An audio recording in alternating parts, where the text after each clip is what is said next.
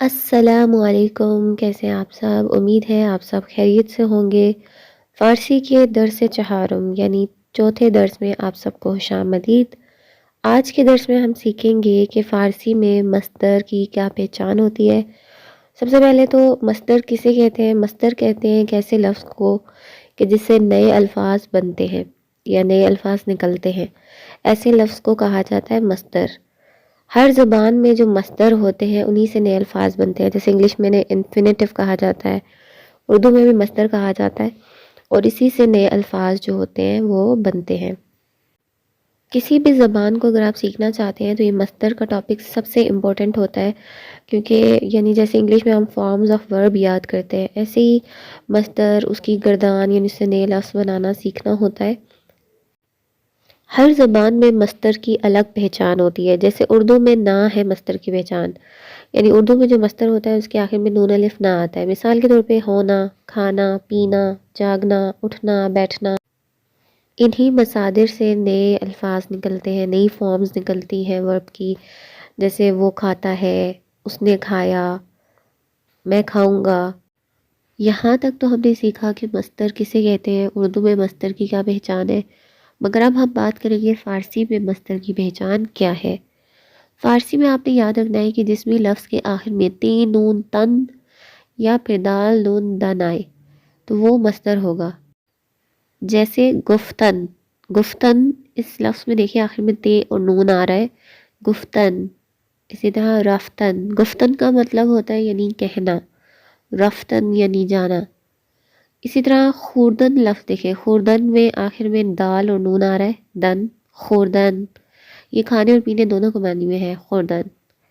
اسی طرح خواندن، اس میں لکھا ہوا واو بھی ہوتا ہے مگر اس کو پڑھا نہیں جاتا، خواندن، اس طرح سے اس کو پڑھا جاتا ہے۔ یعنی اب ہم نے جان لیا کہ فارسی میں مصدر کی کیا پہچان ہے، کہ اس کے آخر میں تن یا دن آتا ہے، تو اس طرح کا جو بھی لفظ آپ پڑھیں آپ نے سمجھ جانا ہے کہ یہ مصدر ہے، اور اس مصدر سے اب ہم نے نئے الفاظ کیسے بنانے ہیں وہ سیکھیں گے۔ تو فارسی میں نئے الفاظ بنانے کے لیے مصدر سے ہمیں سب سے پہلے مصدر کے آخر سے نون کو مائنس کرنا ہوتا ہے، ہٹانا ہوتا ہے، اور جب ہم کسی بھی مصدر کے آخر سے نون کو ہٹاتے ہیں تو ہمارے پاس فعل ماضی کا پہلا صیغہ یعنی پہلا جو ورڈ ہے، پہلا لفظ ہے وہ آ جاتا ہے۔ تو جیسے ہم گفتن سے جب نون ہٹائیں گے تو بنے گا گفت، خوردن کے آخر سے ہٹائیں گے نون تو خورت، اسی طرح آپ خواندن کے آخر سے نون ہٹائیں گے تو خوانت، اور رفتن کے آخر سے نون ہٹائیں گے تو بنے گا رفت۔ اب نون ہٹانے سے جو لفظ ہمارے پاس حاصل ہوا ہے، جیسے گفتن سے گفت، یہ گفت کس ضمیر کے ساتھ آئے گا، یعنی کس لفظ کے ساتھ یوز ہوگا، تو اس کے ساتھ ہم یوز کرتے ہیں او کو، یعنی یہ واحد غائب کے لیے استعمال ہوتا ہے۔ او گفت یعنی اس ایک شخص نے کہا یا اس نے کہا، ٹھیک ہے۔ او گفت اس نے کہا یعنی اس ایک بندے نے کہا، یہ واحد کے لیے یوز ہو رہا ہے۔ اب اگر ہم نے نئے لفظ بنانے ہیں، مثال کے طور پر ہم چاہتے ہیں گفت جو ہے اس کو ہم دوسری زبان کے ساتھ کیسے استعمال کریں، تو اس کے لیے فارسی میں کچھ علامتیں ہیں جنہیں شناسہ فعل کہا جاتا ہے، جو اس گفت کے آخر میں ہم وہ علامت لگائیں گے تو ہم اسے دوسری ضمیر کے ساتھ بھی استعمال کر سکتے ہیں۔ اب پہلا لفظ تو ہمیں فعل ماضی کا مل گیا ہے، اس سے ہم نے اس کی مزید گردان کرنی ہے، یعنی مزید فارمز بنانی ہے جو دوسری ضمیروں کے ساتھ استعمال ہوں گی۔ تو نئے الفاظ ہم کیسے بنائیں گے کہ جیسے او گفت اس نے کہا، اب میں نے کہنا ہے کہ ان دو لوگوں نے کہا یا ان سے زیادہ لوگوں نے کہا، یعنی میں نے جمع کے لیے اگر جملہ کہنا ہے کہ انہوں نے کہا، تو اب ہم کیا کریں گے، اس گفت کے آخر میں ایک نشانی لگا دیں گے اند، یعنی اس کو اس کے ساتھ پلس کریں گے تو بنے گا آنہا گفتند، یعنی انہوں نے کہا۔